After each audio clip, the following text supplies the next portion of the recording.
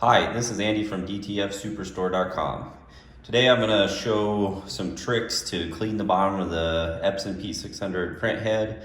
And this might work on some of the other models, but the biggest thing is to try to not to remove the printhead very often. The more times you do that, the ribbon cables can get banged up. You also run the risk of shorting your printer out, so it's really important to try not to remove the printhead if you don't have to.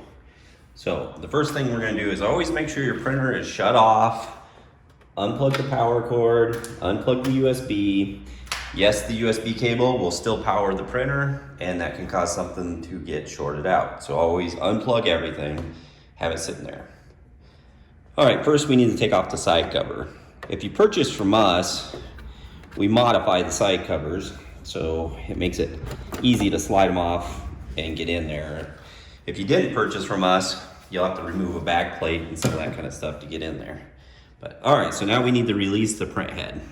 Right down here, there's a screw and there's an arrow, so just turn it towards the arrow and you'll watch. There we go, the printhead went down a little bit. Now it's very important when you try to move the printhead off here that you lift up. You can see right here, you can lift there too to get it above the capping station, otherwise you'll break the top off the capping station.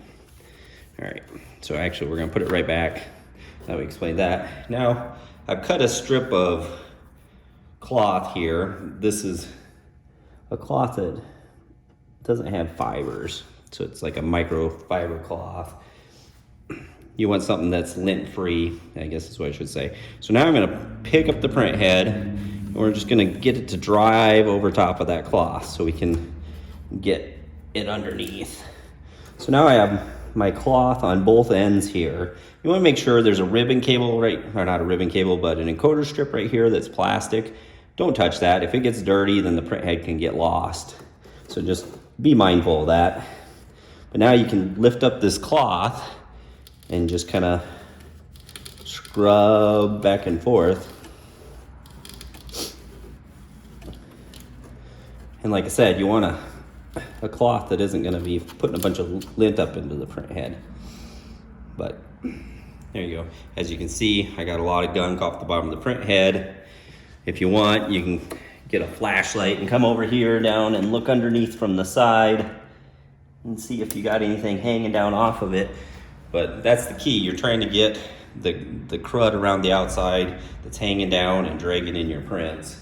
If you have a little hanging down in the front, you know, this is a little bit harder, but you can soak one of these foam Q-tips and you can go through the front of the printer. You're not probably gonna be able to see this, but you can jam it in from the front and pick up your printhead and wipe it right over back and forth over top of that Q-tip. And you see it was able to clean the front side. You'd have to stick it in quite a bit farther to get the back side of the printhead. You know, try not to hit the middle of the printhead hard with anything. But those are a couple techniques that can get you into the bottom of the printhead without removing the printhead, which is where a lot of users end up shorting out their main board or their printhead because they get ink or cleaner in a spot on the printhead or the ribbon cables, and then it shorts everything out when you turn it back on. So DTF inks can handle alcohol, so we can use alcohol wipes, these little squares. You can get them at Walmart, super cheap. So use that to, here, let's see here. Use that to clean your wiper blade. This is important, clean this. It would be great to clean this every day after use. And it's popped up because we use the screwdriver in the side to raise it. Because if you keep this wiper blade clean, the bottom of your printhead's gonna stay clean a lot longer. And then clean around the edges here. You don't want any gunk on the rubber seals. And that's kind of all there is to it. At some point, it might get to where you have to remove the printhead. Just be super careful. Make sure you don't get any ink on anything it shouldn't be on. If you're not sure, put it all back together.